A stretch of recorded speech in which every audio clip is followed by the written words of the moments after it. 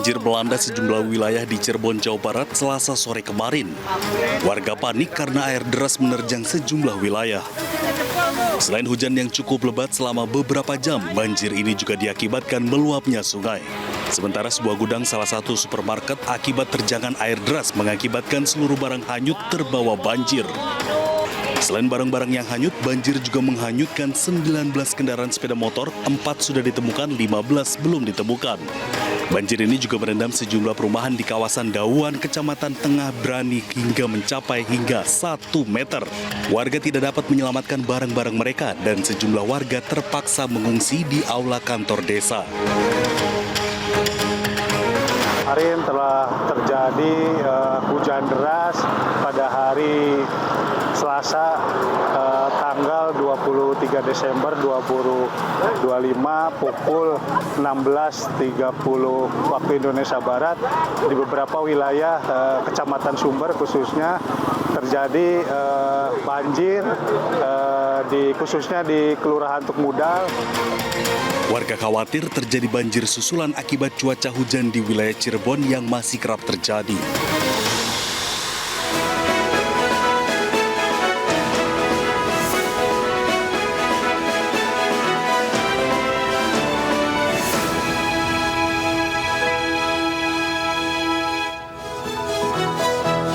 Hampir 1 bulan berselang, namun dampak bencana banjir dan longsor Aceh masih dirasakan para korban.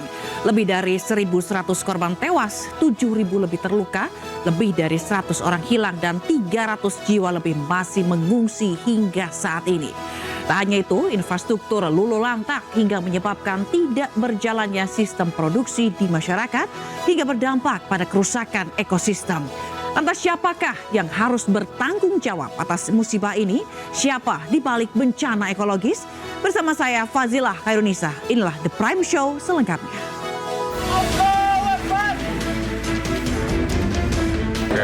Pembalakan, saat ini kita sudah menaikkan titik satu korporasi, kemungkinan ada 2 lagi yang akan kita naikkan.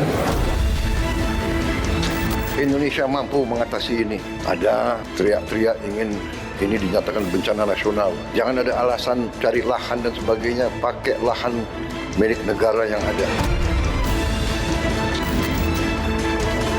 Aku mohon sama Bapak pemerintah segera bangun rumah sekolah kami dan berikan baju-baju.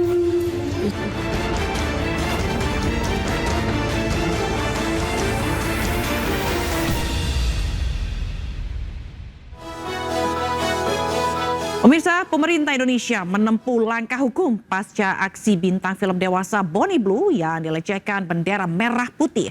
KBRI London telah melapor ke otoritas setempat agar aksi pelecehan yang dilakukan Bonnie Blue ditangani sesuai hukum yang berlaku. I disrespect Bali culture, but that is nothing compared to the disrespect of the boys of action. Pemerintah Indonesia menempuh langkah diplomatik dan hukum pasca aksi selebritas film dewasa Bonnie Blue yang melecehkan bendera merah putih. Dalam video yang viral, ia menginjak-injak bendera merah putih sambil menyeret bendera Indonesia di tanah.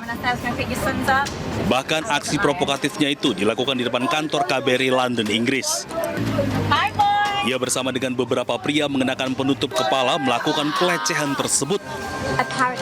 Sebagai tindak lanjut, KBRI London telah sampaikan pengaduan resmi kepada otoritas terkait di Inggris termasuk kepolisian London guna pastikan penanganan kasus dilakukan sesuai hukum yang berlaku di negara setempat.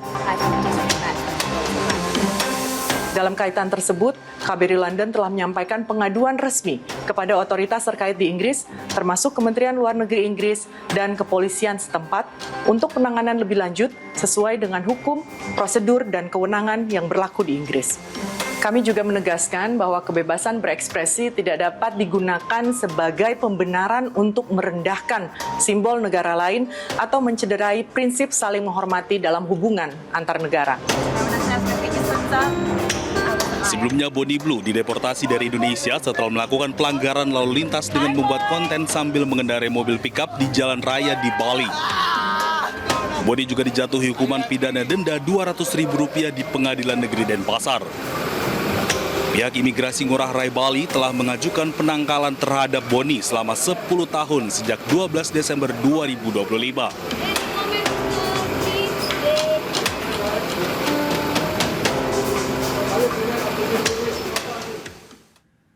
Kejaksaan Agung menyerahkan uang rampasan dan denda administratif penyalahgunaan kawasan hutan senilai 6,6 triliun kepada negara.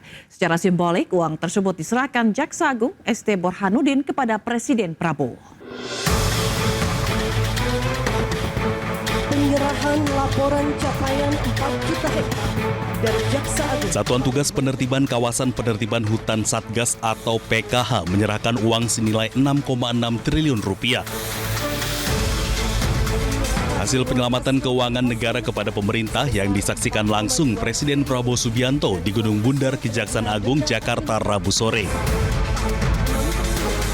Tumpukan uang pecahan Rp100.000 yang disusun ini terdiri dari 2,34 triliun rupiah hasil penagihan denda administratif kehutanan oleh Satgas Penertiban Kawasan Hutan atau PKH. Dan 4,28 triliun rupiah hasil penyelamatan keuangan negara atas penanganan perkara tindak pidana korupsi oleh Kejaksaan Republik Indonesia. Adalah suatu kehormatan bagi saya dan juga kebahagiaan saya diundang untuk menyaksikan penyerahan hasil penyelamatan keuangan negara dan penagihan denda administratif sebesar 6,6 triliun lebih sebagai hasil kerja keras dari Satgas Penertiban Kawasan Hutan yang telah saya bentuk pada tanggal 21 Januari 2025 dengan Peraturan Presiden Nomor 5. Saudara-saudara sekalian, juga tadi dilaporkan Satgas berhasil menguasai kembali 4 juta hektar lebih kawasan hutan yang tidak tertib, yang melanggar undang-undang, melanggar peraturan, melanggar ketentuan. Tak hanya itu, Satgas PKH juga berhasil menguasai kembali 4 juta hektar lebih kawasan hutan yang tidak tertib dan melanggar undang-undang.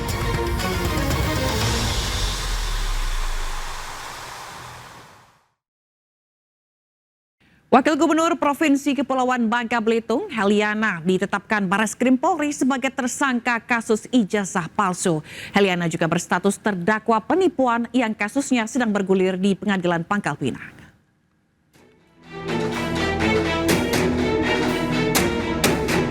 Wakil Gubernur Provinsi Bangka Belitung, Heliana, menjalani proses persidangan di Pengadilan Negeri Pangkal Pinang sebagai terdakwa kasus dugaan penipuan. Belum selesai satu kasus yang menjeratnya, Heliana ditetapkan sebagai tersangka atas kasus dugaan ijazah palsu oleh Bareskrim Polri. Kasus ijazah palsu terhadap dirinya dilaporkan oleh mahasiswa Universitas Bangka Belitung atas nama Ahmad Sidik ke Bareskrim Polri.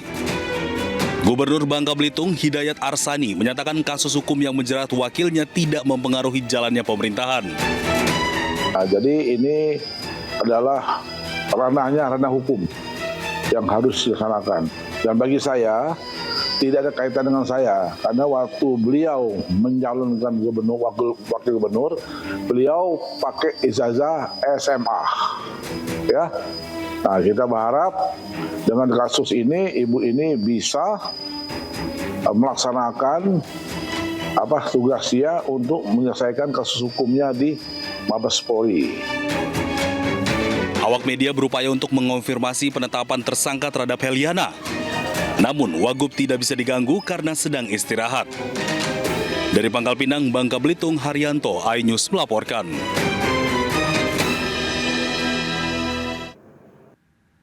Pemirsa, usai jeda kami akan berbincang bersama para narasumber terkait musibah banjir dan longsor di Sumatera, Aceh, dan siapa di balik bencana ekologis tersebut. Jangan kemana-mana, tetaplah di The Prime Show.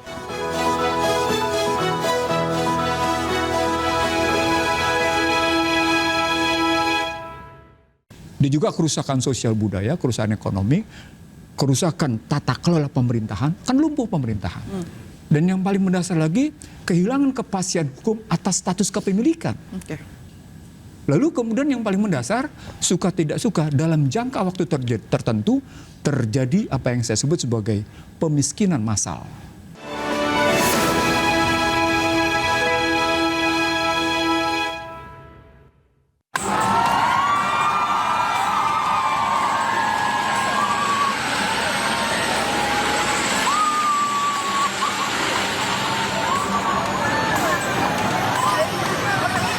Puluhan warga yang sebagian besar merupakan ibu-ibu bersorak gembira saat sebuah truk Pertamina yang mengangkut gas LPG 3 kg tiba di Kecamatan Takengon, Kabupaten Aceh Tengah, Aceh. Ini merupakan momen yang ditunggu-tunggu lantaran dalam beberapa pekan terakhir warga kesulitan memperoleh gas LPG 3 kg akibat bencana alam yang melanda wilayah Aceh dan sekitarnya. Sementara itu antrian panjang mewarnai pendistribusian gas LPG 3 kg di halaman Masjid Al-Abrar, Kecamatan Kebayakan, Aceh Tengah. Membludaknya antrean membuat beberapa warga memilih pulang karena khawatir tidak kebagian lantaran kuotanya hanya 560 tabung per titik.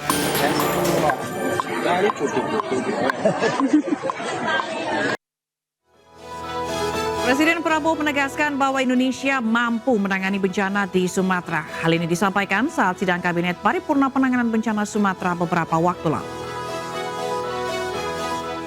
Pimpinan kepala negara ingin kirim bantuan, saya bilang terima kasih. Concern Anda, kami mampu. Indonesia mampu mengatasi ini. Ya. Ada yang teriak-teriak ingin ini dinyatakan bencana nasional. Kita sudah kerahkan, ini 3 provinsi dari 38 provinsi. Jadi situasi terkendali, saya monitor terus, ya, dan kita sudah merencanakan segera akan kita bentuk,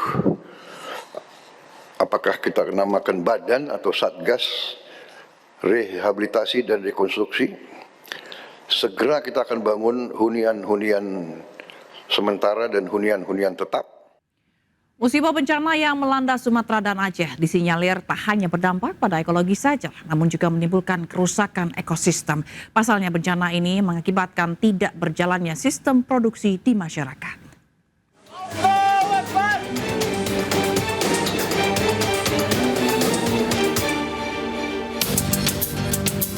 Sumatera dan Aceh tengah berbenah. Pasca dilanda banjir dan longsor pada 25-27 November lalu. Meski sudah hampir 1 bulan lamanya, namun dampak bencana masih dirasakan para korban hingga saat ini. Lebih dari 1.100 korban tewas, 7.000 lebih terluka, lebih dari 100 orang hilang, dan 300 jiwa lebih masih mengungsi hingga saat ini. Tak hanya itu, BNPB mencatat ada 158.096 rumah rusak akibat bencana. Puluhan ribu hektar lahan luluh lantak. Bencana tersebut turut merusak 1.900 fasilitas umum, 200 fasilitas kesehatan, 875 fasilitas pendidikan, 806 rumah ibadah, 291 kantor, hingga 734 jembatan. Musibah ekologis yang melanda Sumatera dan Aceh ini tidak dapat dilepaskan dari hilangnya sekitar 1,4 juta hektar hutan tropis yang dialihfungsikan menjadi kawasan pertambangan maupun perkebunan sawit. Perubahan tutupan lahan ini mengakibatkan rusaknya fungsi hidrologis hutan sehingga kemampuan tanah dalam menyerap air menurun drastis dan memicu aliran permukaan yang bersifat destruktif. Kondisi ini seolah beriringan dengan ekspansi perkebunan sawit yang telah mencapai 2,45 juta hektar, jauh melampaui kapasitas lingkungan yang semestinya. Sementara itu, sejumlah pengamat memandang bahwa bencana Sumatera bukan hanya menyebabkan kerusakan ekologi, tetapi kerusakan ekosistem. Pasalnya, bencana ini mengakibatkan tidak berjalannya sistem produksi di masyarakat. Selain itu, distribusi juga terhambat karena fasilitas infrastruktur berantakan. Lantas, bagaimana seharusnya pemerintah menangani bencana ini agar korban tidak semakin bertambah dan bagaimana pula pencegahan agar peristiwa ini tak terulang kembali? Tentunya rakyat menanti solusi. Bencana Sumatera Aceh sudah terjadi hampir 1 bulan. Bencana yang terjadi tidak hanya menyebabkan kerusakan ekologi, namun juga ekosistem. Dan kita akan membahasnya bersama narasumber. Sudah hadir Ihsanuddin Nursi, pengamat ekonomi, serta Sadam Al-Jihad, tenaga ahli utama KSP. Apa kabar Bapak-Bapak? Sehat? Sehat, insya Allah. Baik, kita ke Prof. Iksan terlebih dahulu. Prof. Iksan, Anda menyatakan bahwa bencana ini bukan hanya bencana ekologi, tapi juga ekosistem. Apa yang dimaksud? Yang pertama tadi disebut 1,4 juta hektar. Yang kedua jumlah korban. Yang ketiga kerusakan infrastruktur. Yang keempat kerusakan sumber daya pendapatan, ekonomi, hukum, dan kehidupan sosial. Dan yang paling mendasar lagi, kalau kita lihat struktur tanggap bencana itu ada 3. Yang pertama tanggap darurat, yang kedua itu bagaimana pemulihan, bagaimana kemudian rekonstruksi. Kalau tadi beritanya soal gas, itu tanggap darurat. Bahlil yang menyatakan listrik sudah tersedia, itu karena dia ingin menyatakan bahwa ada tanggap darurat. Dan kalau kemudian dalam tanda petik ada tenda-tenda yang digelar atas nama satu badan, dan ternyata kosong melompong gitu ya, itu membuktikan tanggap daruratnya nggak beres. Nah ketika kita lihat tanggap darurat yang kayak gitu, terus kita kaji lebih dalam perspektif beberapa indikator yang disebut dengan bencana ekosistem itu, maka kita bisa lihat dia bukan hanya kerusakan ekologi. Dia juga kerusakan sosial budaya, kerusakan ekonomi, kerusakan tata kelola pemerintahan, kan lumpuh pemerintahan. Dan yang paling mendasar lagi, kehilangan kepastian hukum atas status kepemilikan. Lalu kemudian yang paling mendasar, suka tidak suka dalam jangka waktu tertentu terjadi apa yang saya sebut sebagai pemiskinan massal. Nah itu, jadi kita nggak cuma ngelihat fisik, ekologi itu cuma ngelihat fisik. Tapi kalau ekosistem itu kita melihatnya meluruh. Itu pendekatan pertama. Sekarang kita pakai pendekatan kedua. Kalau pakai pendekatan struktural fundamental, maka kita harus melihat ini ada kesalahan model pembangunan. Bahwa model pembangunan yang dipilih itu adalah model pembangunan yang ekstraktif, eksploitatif. Nah ketika masuk ke dalam ekstraktif, eksploitatif, maka format besarnya menjadi dia akan mengoptimalkan segala sesuatunya demi sebesar-besarnya keuntungan. Tanpa peduli dengan apakah terjadi pemulihan lingkungan atau enggak. Tidak pernah diperhitungkan oleh perancang yang saya sebut sebagai teknokratnya nggak pernah berpikir dampak, birokratnya tidak pernah berpikir dampak, pengawasnya tidak pernah berpikir dampak, media massanya tidak berpikir dampak, korporasi yang penting gue untung lo rugi bodo amat. Disitulah saya menyebut bahwa bencana ekosistem itu salah satunya adalah korporasi menang melawan negara. Bahasa akademiknya corporate versus state namanya. Nah ketika kita ngambil kajian corporate versus state itu muncul gitu ya, maka bisa kita lihat. Bang Sadam silakan.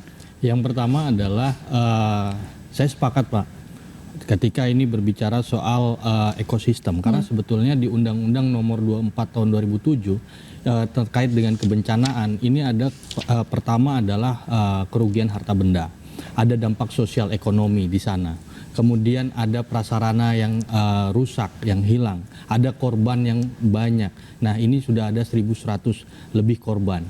Kemudian di sisi lain terkait dengan ekologi ataupun terkait dengan kerusakan lingkungan, ini negara kemudian per tanggal 26 Januari 2025 ada namanya penertiban kawasan hutan, Perpresnya, Perpres nomor 5 tahun 2025. Ada namanya Satgas PKH. Per hari ini bahkan tadi setengah jam yang lalu ini sudah ada ada denda yang kemudian ditarik oleh negara sebesar 6,6 triliun. Sebelumnya ada 71 perusahaan yang ditarik denda itu sebesar 39,2 triliun.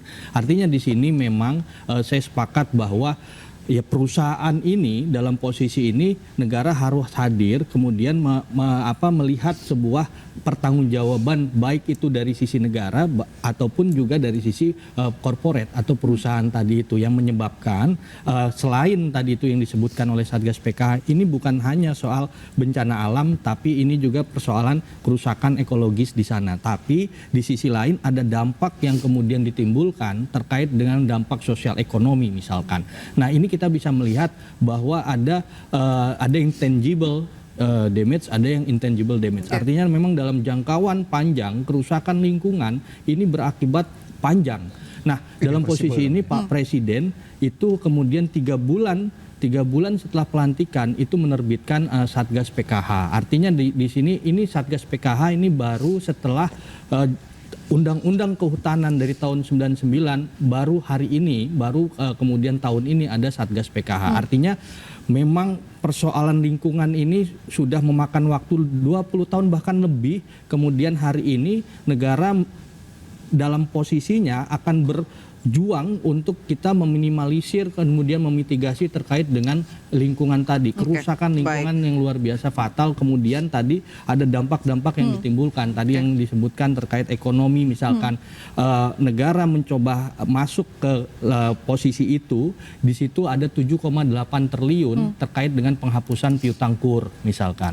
Yang kedua terkait dengan apa yang disebut hari ini ada KUR tanpa agunan, bahkan sebetulnya bukan hanya untuk yang terkena dampak ekonomi dalam kebencanaan tapi juga dalam kondisi UMKM sehari-hari ada KUR tanpa agunan. Nah, ini yang dicoba oleh negara terkait dengan penghidupan kembali sendi-sendi soal kerusakan daripada dampak ekonomi dan sosial. Begitu juga negara hadir dengan adanya R3P yang dibuat oleh BNPB.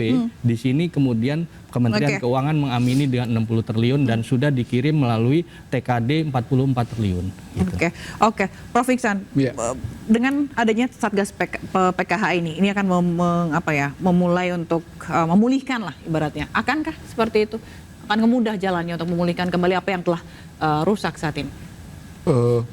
Pendekatan Satgas itu kan task force ya, pendekatan di mana ada kesadaran kerusakan pada hutan, baik karena perkebunan maupun karena pertambangan gitu ya. Nah, kalau fokusnya pada bencana di Aceh, Sumatera Utara dan Sumatera Barat, dan balik ke dalam Undang-Undang Penanggulangan Bencana, yang disebut dengan bencana nasional itu ada 5 indikatornya. Indikator pertama skala kerusakan. Skala kerusakan saya sudah nyebut di mana-mana. Tadi sudah disebut sebagian, misalnya tentang 1.100 orang meninggal gitu ya. Hilang 900-an gitu. Tadi jalanan segala macam itu hampir hilang. Irreversible yang tidak bisa dipulihkan. Seperti sedia kala itu rainforestnya. Hutan hujan. Rainforestnya itu, hutan hujannya itu tidak bisa dipulihkan. Dalam jangka pendek. Kenapa? Karena untuk menjadi rainforest itu diperlukan lebih dari 1 generasi. Itu skala kerusakan yang paling mendasar itu. Anda tidak akan pernah bisa memulihkan rainforest dalam 1 generasi. That's the point. Kalau Anda ngelihat Sumatera Utara, ngelihat yang namanya Sumatera Barat dan Aceh, kan Anda bisa lihat nangis gubernurnya, kecuali Sumatera Utara ya saya tidak tahu. Tapi yang saya lihat bagaimana Aceh, bagaimana Sumatera Barat, mereka udah nggak mampu lagi. Begitu sampai pada kompleksitas penanganan, dia balik ke dalam tata ruang. Persoalan pokok besar, ini karena saya menggugat, sorry itu saya harus bilang sama Anda dan iNews, saya menggugat sistem tata ruang di Indonesia itu sejaknya namanya Undang-Undang Tata Ruang 2492. Kebayang nggak? Dilahirkan undang-undang tata ruang yang baru. Buat saya tata ruang yang dibangun oleh rezim neoliberal itu rezim yang tata ruangnya disediakan bagi korporasi, bukan bagi kemanusiaan. Ulang. Jadi tata ruangnya itu tata ruang korporasi, tata ruang kepentingan korporasi. Nah, ketika kita lihat dampak, maka memang ada prosedur. Disitulah ketika masuk prosedur tadi, 3R-nya tadi, itu arahnya kemana? Balik ke dalam perencanaan pemulihan, konsep pemulihannya. Kan kita punya, saya tidak tahu nih konsep tanggap darurat mereka kayak apa. Misalnya tanggap darurat pada Yang meninggal, nimbulin penyakit, yang hilang kemana larinya? Itu gimana tanggap daruratnya? Dampak mencegah penimbulan penyakit kayak apa? Ya. Itu salah satu contohnya gitu kita ngelihatnya. baik. Belum lagi kalau kita ngeliat hal-hal lain gitu ya. Ini Baik. saya tahu waktunya Ya, pendek. oke. Tapi saya mengatakan konsep besarnya itu harus kelihatan bahwa dia bisa ditanggap darurat. Oke. Bisa menangani hal-hal yang kecil. Sehingga masyarakat punya kepercayaan kalau bilang, kita mampu, Indonesia mampu, itu timbul kepercayaan. Nggak seperti sekarang. Oke. Ada krisis kepercayaan, ada krisis publik terhadap pemerintahan karena Baik, tanggap daruratnya nggak beres. Gitu. Baik. Dan ini kita lihat ya, krisis kepercayaan ini yang harus dijawab oleh Bang Sadam. Tapi nanti lu jangan kemana-mana pemirsa, usai jeda kami akan kembali tetaplah di The Prime Show.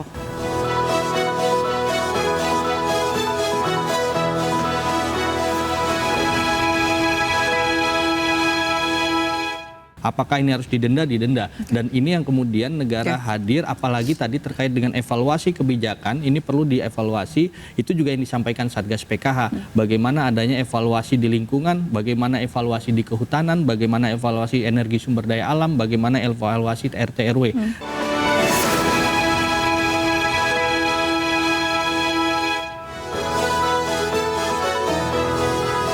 Ya, Anda kembali di Prime Show, pemirsa. Kita langsung tanyakan saja ke Bang Sadam. Tadi Prof. Iksan menyebutkan bahwa saat ini terjadi krisis kepercayaan terhadap pemerintah dalam penanganan bencana di Sumatera. Bagaimana tanggapan Anda? Yang pertama adalah pemerintah, Pak Presiden dari awal bagaimana prosedur yang kemudian dilakukan untuk penyelamatan evakuasi yang korban tadi terkait dengan Undang-Undang Nomor 24 Tahun 2007. Nah, kita lihat bahwa ya korban hilang, kemudian itu bisa berkurang, benar-benar dicari, kemudian hari ini kita bisa melihat juga bagaimana logistik, kemudian kebutuhan dasar dan sebagainya tadi itu kemudian sudah terus-menerus dilakukan oleh negara. Dan yang selanjutnya terkait dengan pemulihan, artinya ada rehabilitasi dan percepatan, bahkan Pak Presiden mempercepat untuk adanya Satgas percepatan pemulihan terkait dengan rehabilitasi dan rekonstruksi. Nah, di sini juga bagaimana anggaran kemudian digelontorkan untuk sebesar-besarnya tadi dari Aceh, dari Sumatera Utara dan Sumatera Barat. Dan yang terakhir adalah bagaimana pengawasan terkait dengan penertiban kawasan hutan harus dilakukan.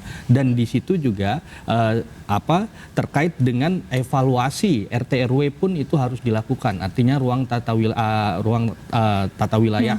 Nah, ini yang kemudian harus dilakukan. Nah, artinya juga di sini ada denda yang dilakukan oleh negara kepada perusahaan-perusahaan nakal dan sebagainya. Nah, ini yang kemudian dalam posisi ini negara ini kita berpikir dan berpihak kepada rakyat. Artinya memang tadi kalau misalkan disampaikan, ini ada perusahaan-perusahaan yang sudah diidentifikasi, ada 31 perusahaan yang ada di Sumatera, di Aceh ada 9 perusahaan, di Sumatera Utara ada 8 perusahaan, di Sumatera Barat ada 14 subjek hukum.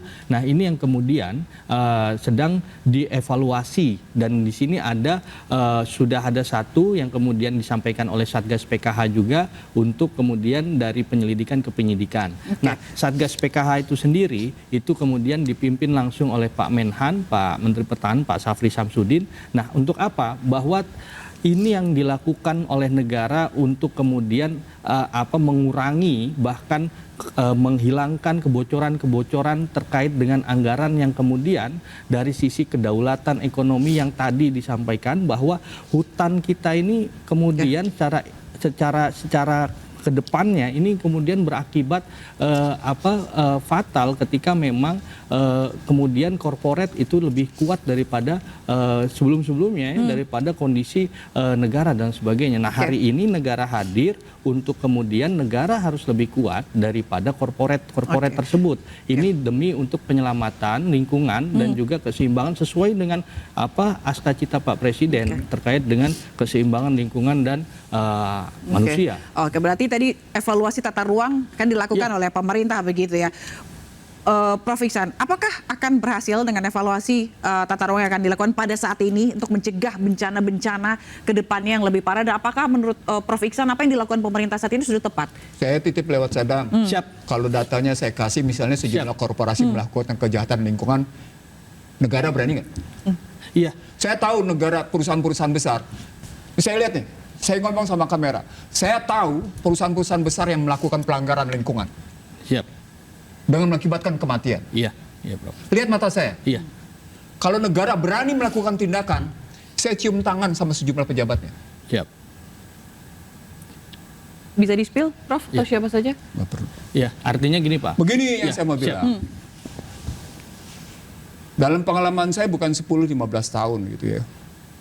Kejahatan lingkungan itu luar biasa. Iya. Bahkan ketika kita berhadapan kejahatan lingkungan itu dilakukan oleh pihak asing, lembaga negara membuktikan bahwa itu memang dilakukan oleh perusahaan-perusahaan asing. Pejabatnya bisa tuh ditundukkan. Pejabatnya bisa ditundukkan. Belum lama ini ada kejadian perusahaan lingkungan sampai mengakibatkan kematian. Tidak sepatah kata pun keluar dari negara merespon dampak dari lingkungan. Tidak sepatah kata pun keluar. Itu yang saya bilang model pembangunan kita adalah model pembangunan ekstraktif, eksploitatif. Karena kita, ini bahasa Ihsanuddin Nursi, karena kita pengemis investasi.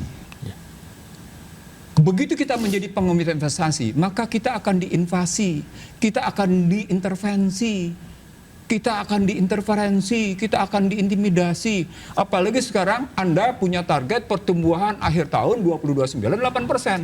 Anda akan diintimidasi. Kalau korporasi tidak terlibat, Anda tidak akan capai. Maka Anda taruh 84% dalam struktur investasi. Apa artinya Anda sampaikan 84% pada struktur investasi Anda serahkan pada korporasi swasta? Anda tidak punya nyali ngadepin swasta. 84% investasi di Indonesia dalam rangka mencapai, ini wajah saya ke kamera nih, 84% investasi yang dibutuhkan oleh negara dalam rangka mencapai pertumbuhan 8% itu diserahkan kepada korporasi. Danantara 9%, Danantara, APBN 7%. Habis lo dimakan sama korporasi. Sementara korporasi nggak ada urusan gua. Irreversible istilahnya. Jadi dari dalam kajian akademiknya disebutnya dengan soal lingkungan. Irreversible, nggak ada urusan dengan lingkungan rusak. Itu gimana? Ya. Saya kira tadi apa yang disampaikan Prof, bahwa Pak Presiden juga ketika mengatakan bahwa ada cerita kemarin kan dari Pak Presiden bagaimana Pak Sumitro Jayahadikusumo menanyakan Pak Presiden terkait dengan bagaimana ekonomi bangsa kemudian ke depannya, dan pilihannya adalah harus dengan rakyat. Artinya dalam posisi ini Pak Presiden akan lebih berpihak dengan rakyat ketimbang dengan oligarki. Ini yang pertama. Dan langkah-langkah yang dilakukan Pak Presiden dengan adanya kemudian di awal adanya Satgas PKH, ini adalah bagian untuk kemudian menjaga kedaulatan ekonomi kawasan terkait dengan tadi korporasi yang kemudian terlibat terkait dengan pengeksplorasian sumber daya alam yang memang ini sudah bertahun-tahun, bahkan tadi satu generasi. Ini kalau misalkan kemudian lakukan ini bisa lebih dari satu generasi. Artinya ini dengan niatan Pak Presiden ini harusnya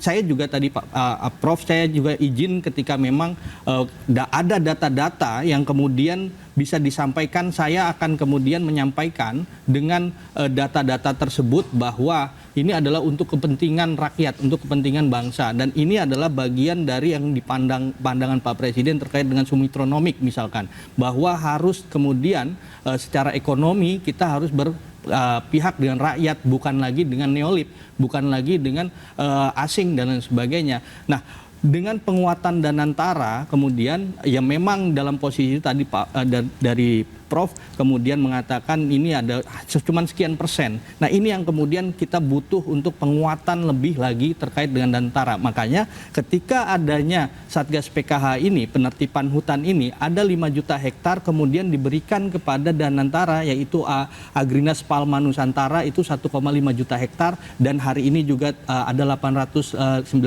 hektar. Dan inilah sebetulnya bagaimana penguasaan terkait dengan korporasi untuk dialihkan kepada negara sebagai sebagai kekuatan bahwa negara ini harus mampu ketimbang dengan langkah-langkah neolib yang kemudian dilakukan oleh korporasi. Saya kira saya terima kasih banyak tadi Prof memberikan masukan dan sebagainya. Ini yang kemudian sejalan dengan pemikiran Pak Presiden terkait dengan ekonomi kerakyatan tadi itu.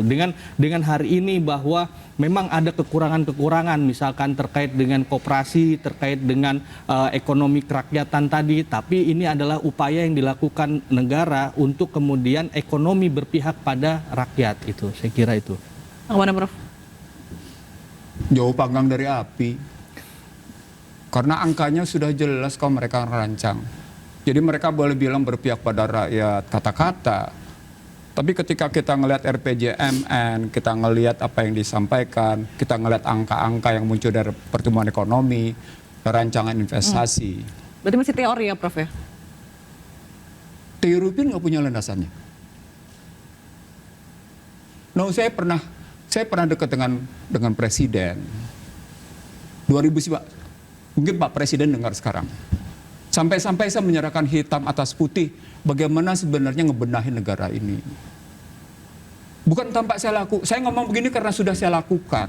Sudah ada hitam putihnya. Jadi saya tidak ngomong karena saya di layar kaca terus saya ngomong, no, bukan. Dan saya tidak punya, insya Allah saya tidak punya vested interest. Insya Allah. Gitu ya. Yang saya mau sampaikan begini, saya begitu prihatin melihat konstruksi krisis kepercayaan itu sudah masuk sampai pada krisis amburadul.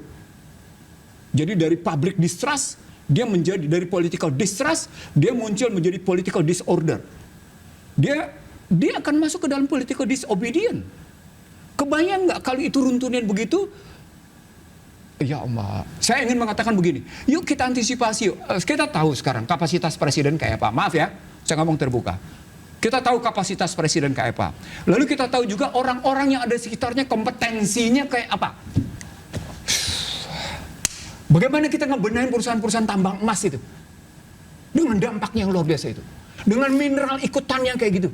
Jadi setiap ada di bawah emas, tiap di bawah ada tembaga, ada mineral ikutan yang pemerintah Indonesia itu nyaris tidak peduli, tahu nggak?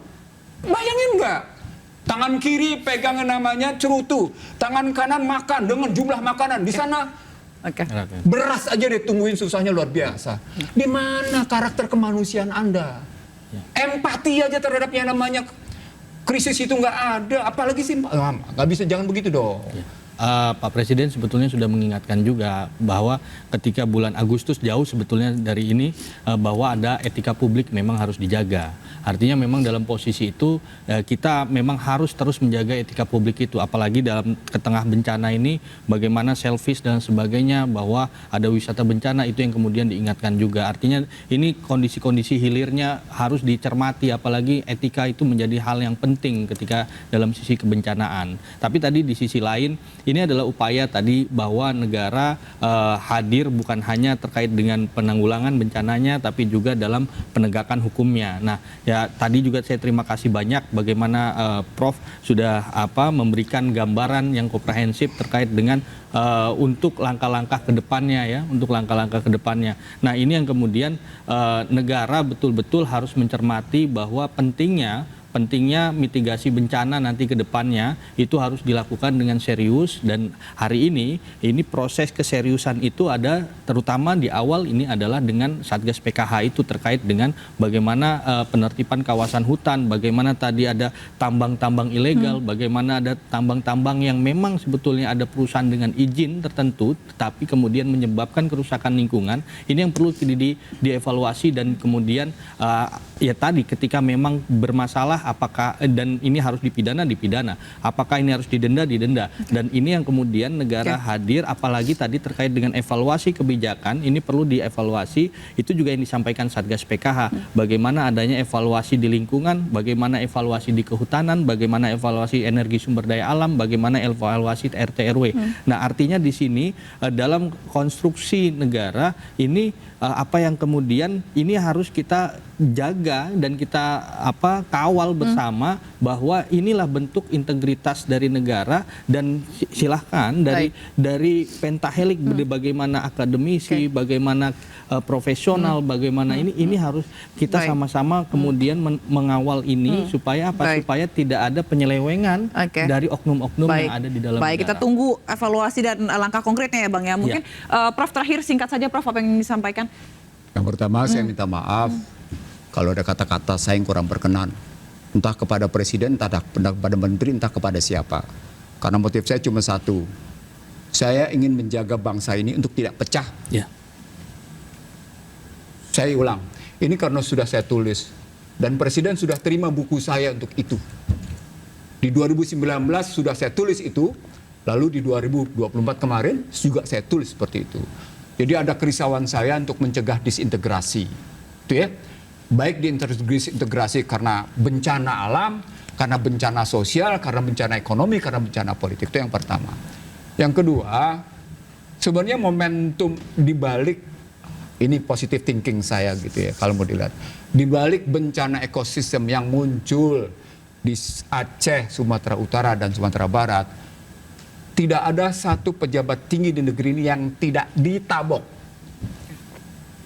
Dia ditabok karena kesalahan mindset, kesalahan pola pikir. Saya menyaksikan mata kepala bagaimana korporasi seenak jidat menginjak-injak hutan. Saya menyaksikan mata kepala. Jadi secara tersirat siapa yang ada di balik bencana ini, Prof? Kesalahan para teknokrat dan birokrat seperti penegak hukum yang ngemis sama investasi swasta. Apakah itu domestik atau luar negeri? Itu kata kuncinya. Anda menjadi pengemis investasi itu kesalahan kalau mau dibilang begitu. Padahal Anda diajarkan, sebentar saya mau bilang sama Anda. Anda diajarkan untuk punya harkat martabat dan untuk menerima bantuan dari luar negeri itu tidak menurunkan harkat martabat kok. Itu Anda boleh tetapkan ini bukan bencana nasional, tapi terimalah bantuan itu karena memang orang punya etikat baik. Nah, saya kira itu mari kita jaga harkat martabat bangsa kita termasuk mereka yang mendayagunakan kekuatan modal finansial sehingga mampu menginjak-injak rakyat Indonesia. Oke, kita berharap semua Indonesia kembali sehat. Terima kasih Prof. Ihsanuddin Nursi, pengamat ekonomi dan juga Bang Sadam Al-Jihad, tenaga utama LKSP telah bergabung di The Prime Show. Terima kasih Bapak-Bapak. Jangan kemana-mana pemirsa, kami akan kembali usaha jeda berikut itu. Tetap bersama kami.